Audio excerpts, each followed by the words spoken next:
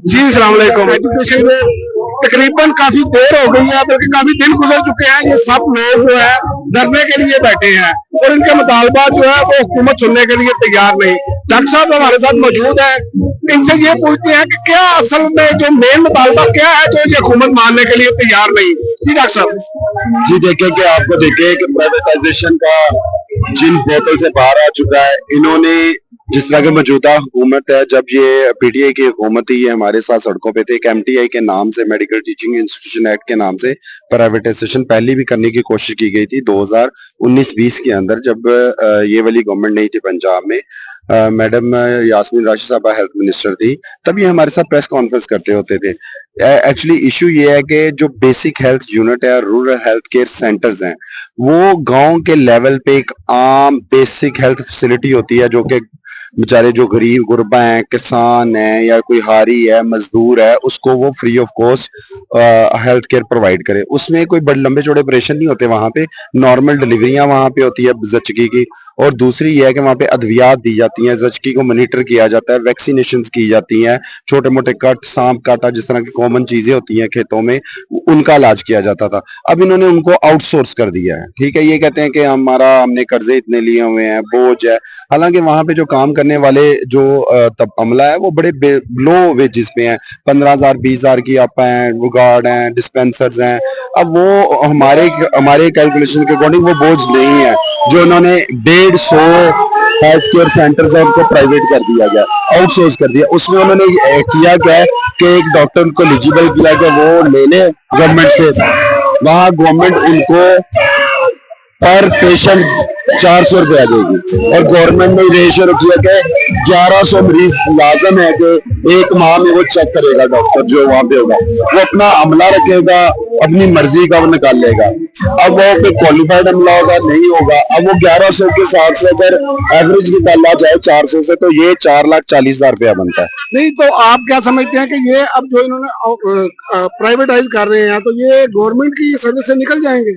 जी, government service से निकल जाएंगे। वो कॉन्ट्रैक्टर को दे दिए जाएंगे, आउटसोर्स कर दिया जाएगा 2 साल 3 साल के लिए। वो जो डॉक्टर लेगा वो वो फुल फ्लज काम करेगा। वो हायर एंड फायर का उसके पास अथॉरिटी होगी। ठीक है, वो अपना मैनेजिंग भी करेगा। वो चाहे एक बंदा रखे, वो 24 घंटे खुद ही काम करता रहे।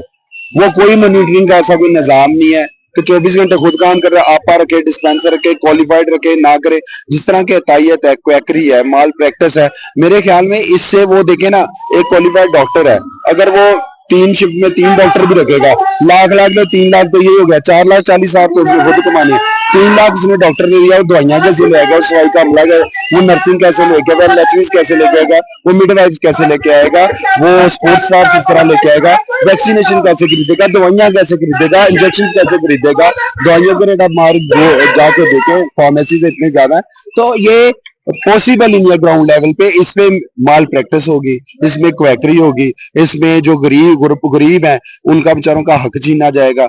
और इन्होंने कहा जी 1100 मरीज चेक कर ले, तो हजारों की बात नहीं, सिर्फ 1100 मरीज तो नहीं होंगे। फिर लिमिट है कि 1100 जब उसने चेक कर लिया, पोर्टल में डाल दिए ऑनलाइन, उसके बाद वो हर बंदे को ना कर सकता कि मैंने भी तुम्हें चेक करना। तो जो बाकी हजारों रह जाएंगे वो कहाँ जाके चेक करेंगे। एक बात अक्सर ये है कि हम बैसियत पाकिस्तानी लोग इस टाइम जो हमारी सूरत हाल है, अकेले अकेले होकर हमें पैंटा लगाया जा रहा है। तो पैंटा लगाने वाला के सलब किए जा रहे हैं, जैसे कि डॉक्टर्स के हकूक सलब किए गए, ऐसे ही वकला के हकूक भी सलब किए जा रहे हैं। उठा लो, अंदर कर दो। और इसी तरह सियासी जमातों के साथ भी यही सलूक है। मकसद ये है कि हम कब इकट्ठे, अगर हम एक काज के लिए इकट्ठे हो जाएं, क्या ऐसा कोई फार्मूला नहीं बनाया जा सकता जिसमें डॉक्टर्स भी हो, वकला भी हो, सियासी लोग भी हो, बाकी तमाम शोबे के लोग हो? सर, हमने कोशिश की है। ये ग्रैंड हेल्थ अलायंस का जो ये प्रोटेस्ट जारी है, ग्रैंड हेल्थ अलायंस में 23 शोबा सेहत की तंजीमें मौजूद है, जिसमें स्पोर्ट्स स्टाफ जो सफाई वाला है उससे लेके एक प्रोफेसर तक है, जिसमें पाकिस्तान मेडिकल एसोसिएशन जो पीएम में प्रोफेसर वीसी साहबान, वाइस चांसलर साहबान भी है, वो भी शामिल है। तो 23 तंजीमें हमने एक झंडे तले इकट्ठी किया।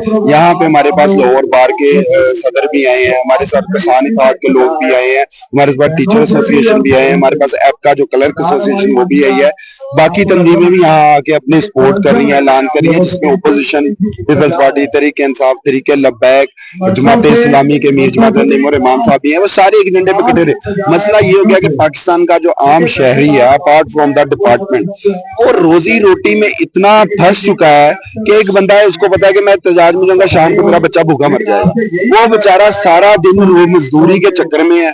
यहाँ पे जमहूरियत में जमहूर तब भी है जब जमहूर जिंदा है, तो यहाँ पे जमहूर जब अपनी मौत के लाले पड़ जाए जान बचाने के, फिर जमहूरियत ही नहीं रहती। यहाँ पे एक वक्त की दाल खाने के लिए लोगों के पास पैसे नहीं रहे इस मुल्क के अंदर। आप देखिए, जब क्रीम ऑफ द नेशन जो A+ कैटेगरी के डॉक्टर हैं, वो जब अपनी हकूक की जंग लड़ रहे हैं, तो जो बेचारा रेडी बहन है, दुकानदार है या रिक्शा चलाने वाला है, जिसने दिन में 500 रुपया कमाना और 500 रुपए में 3 वक्त की रोटी एक बंदा नहीं खा सकता पाकिस्तान में दाल के साथ, ठीक है, इतनी महंगाई हो चुकी है।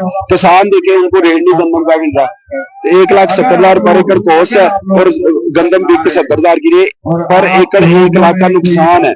जिन्होंने जर्री तरक्याती बैंक को अपनी जमीनें प्लज करके कर्जे लिए हुए हैं, लोग तो अपने घर बेचने, अपने जेवर बेचने, अपने बच्चे बेचने पे आए हैं। अच्छा, अब आपने मुझे ये फाइनल बताना है कि आपका जो ये हेल्थ अलायंस का जो अब फाइनल जो मेन मुतालबा है, जिसपे आप समझते हैं कि ये हर सूरत मंजूर होना चाहिए, फिर ही हम जो है वो यहाँ से उठेंगे, वो आपका क्या है कि लोगों तक पहुंचे? वन लाइनर मुतालबा है कि जो सरकारी हेल्थ फैसिलिटीज हैं, चाहे जिना अस्पताल का इश्तेहार लगाया, चाहे रूरल हेल्थ सेंटर है, उनकी निजकारी को फिल फोर रोका जाए। जो 25-25 साल से मुलाजमीन है, कॉन्ट्रैक्ट पे हैं, रेगुलर हैं, जो भी है, उनको जॉब सिक्योरिटी दी जाए। और उनको देखें, आपने सब्सिडी देनी है हेल्थ पे, आपने मुनाफा कमाने की जगह नहीं है। मुनाफा कमाए, रोड से आप टूल टैक्स लेकर मुनाफा कमा रहे हैं, मुनाफा किसी और जगह से, रेलवे से कमाएं, आप PIA से कमाएं, आप स्टील मिल से कमाएं। आप हेल्थ फैसिलिटी जहां आपने गरीब को इलाज देना है, सब्सिडाइज करना है, आप जब आप प्राइवेट ठेकेदार को दे देंगे, जारी बात है वो 100 रुपए की चीज लेगा, वो 200 रुपया ही कमाएगा ना, तो उससे जारी बात है टेस्टों की फीस भी लगाएगा। निजकारी को फिलफोर रोका जाए, ये वन लाइनर मुतालबा। ये तो वन लाइनर मुतालबा आपका आ गया। आखिर में मैं सिर्फ आपसे ये पूछना चाहूंगा कि क्या फिर ये जो आपकी बातें मैंने सुनी है ना, उस हिसाब से देखा जाए तो फिर क्या जो इमरान खान के दौर में एक हेल्थ कार्ड इशू हुआ था, उससे प्राइवेटाइज जो हॉस्पिटल है वो भी इस तरफ आ रहे थे, लोगों को रोजगार भी मिल रहा था, इंश्योर था सारा काम, वो इस वाले से तो वो बेहतरीन चीज थी।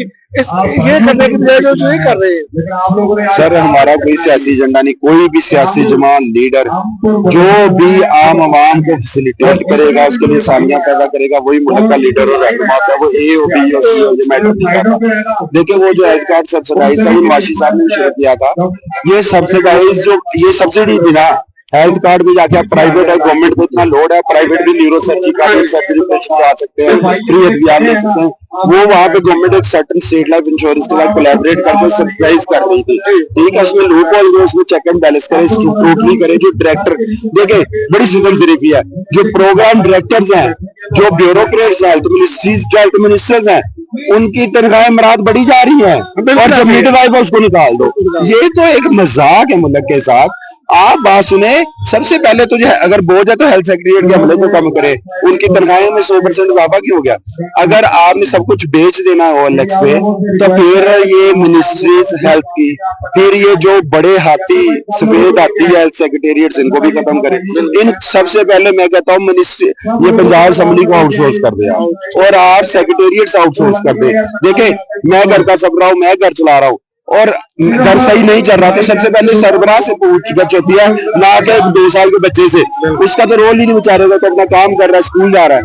तो घर के सरबराह को ऑडिट करें, उनको चौकों पे लटकाए, उनको जेलों में डाले, उनको निकाले, उनको FIRs काटे।